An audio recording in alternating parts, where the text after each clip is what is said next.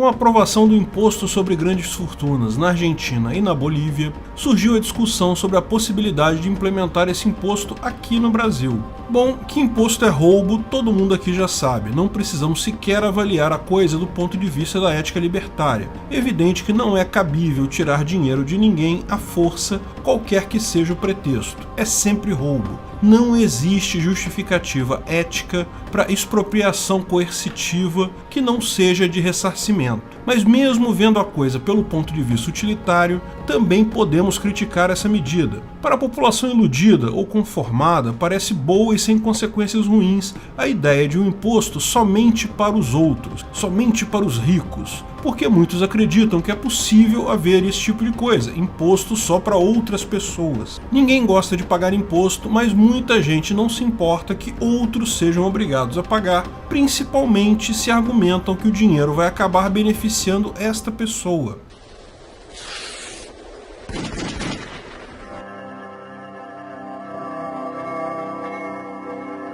O imposto sobre grandes fortunas funciona?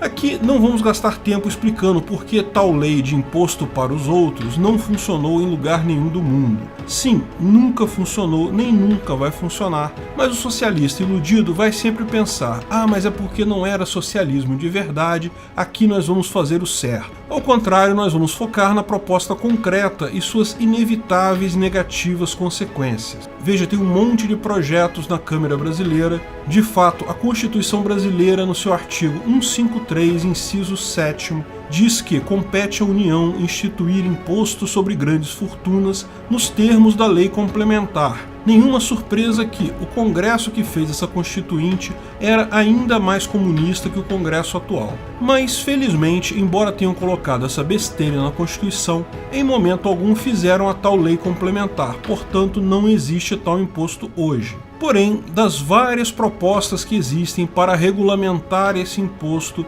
vamos dar uma olhada em uma específica que é bem típica, as outras são muito parecidas. É o PL 183 de 2019, de autoria de um rapaz lá do PSDB. Olha só, quanta surpresa, não é mesmo? Quem diria que o partido que um dia foi chamado de direita no Brasil está instituindo imposto sobre grandes fortunas? Segundo os esquerdistas comunistas do PSDB, quem pagaria esse imposto maior? Bem, as pessoas físicas. Empresas só pagariam se fossem de fora e somente em relação ao patrimônio dentro do Brasil. Para entender melhor, vamos aos números. A tributação seria cobrada sobre o patrimônio líquido superior a 12 mil vezes o limite mensal de isenção da pessoa física no imposto de renda. Esse limite em 2020 está em R$ 1.900 mais ou menos. Ou seja, o imposto cobrado seria de quem tem mais do que 23 milhões de reais de patrimônio. Para quem tem mais de 23 milhões de reais hoje e menos de 38 milhões de reais,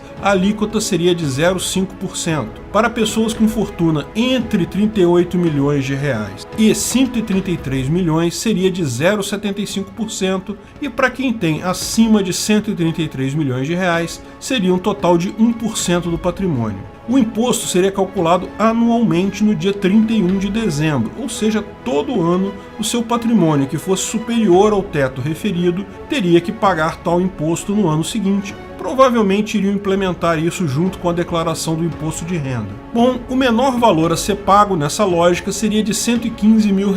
Com isso, dá para comprar um título de cidadania em vários países da América Latina. Só uma dica: ali no Caribe tem várias ilhas que são especializadas em vender cidadania. É muito fácil o processo, não leva nem 2 meses. Embora você não possa levar os seus bens imóveis para esse país, bom, os que não forem imóveis você pode levar. Mas o interessante aí é ver o valor ser fixado com base na tabela do imposto de renda. Olha que curioso. Muitos não percebem o quão ruim é isso. O imposto de renda vem sendo cobrado a cada ano de pessoas cada vez mais pobres. A tendência é acontecer o exato mesmo nesse caso. Cada vez mais políticos e burocratas têm interesse em baixar esse limite para pegar mais gente. Lá nos anos 2000, o valor do salário mínimo era de R$ 151.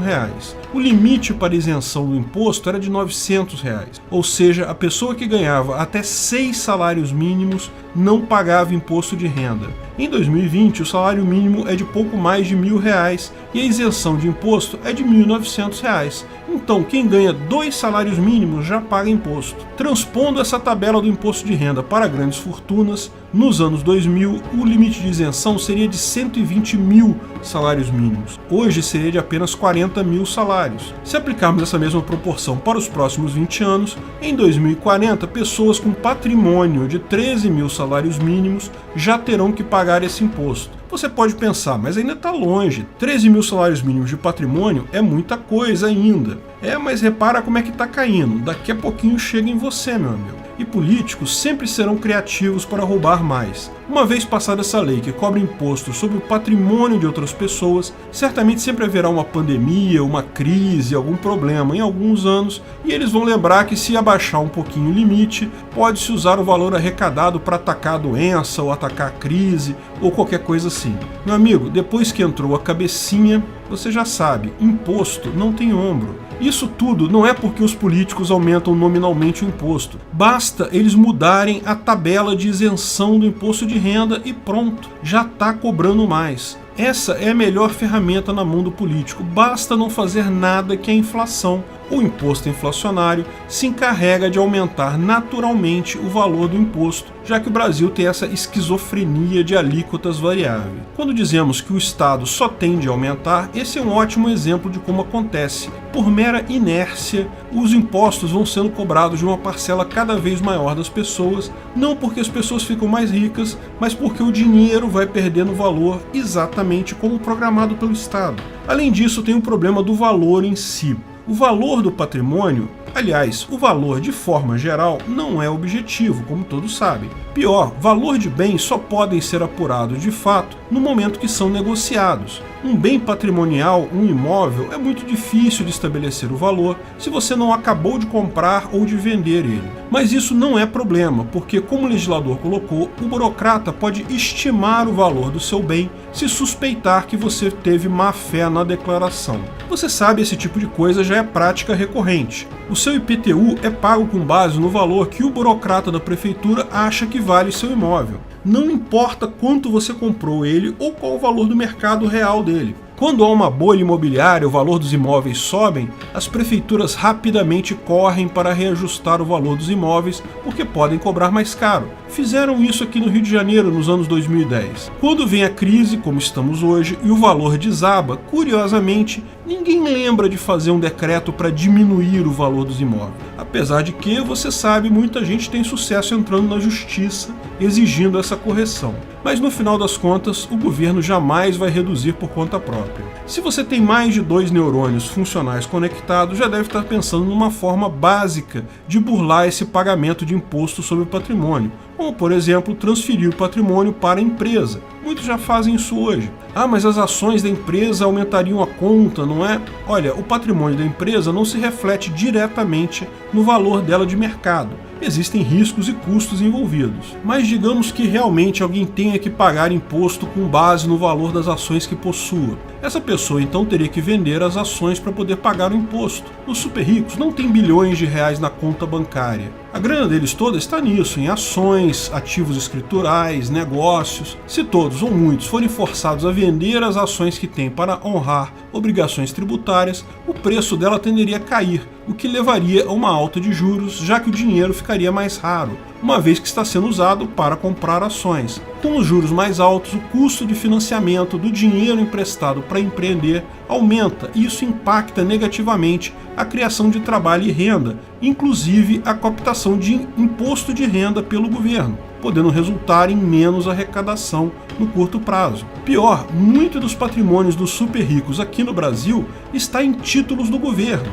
O governo forçando essas pessoas a vender títulos para pagar imposto pode acabar derrubando o valor dos títulos do governo, dificultando o governo de colocar novos títulos no mercado. No final das contas, acaba gerando mais prejuízo para o governo do que eventual ganho no valor apurado de imposto. E isso tudo se os super ricos aceitarem não simplesmente sair fisicamente ou financeiramente do país. Ah, mas um rico não vai sair do país porque tem que pagar 1 milhãozinho a mais de imposto todo ano. Bem, certamente para muita gente pagar 1 milhão de imposto é mixaria, mas ele tem um incentivo a mais para sair. Lembra que o imposto não é só o custo de pagar ele, tem toda a burocracia, incerteza jurídica, o parasita burocrata querendo arrancar grana, talvez pague no primeiro ano, mas daí certamente aquela cidadania no Caribe vai ficando cada vez mais interessante. Então boa sorte para os que acreditam que cobrar mais imposto de ricos vai resultar em algo bom. Dinheiro não leva desaforo para casa. O efeito será expulsar o capital e os donos deles daqui. Mas ainda não acabou.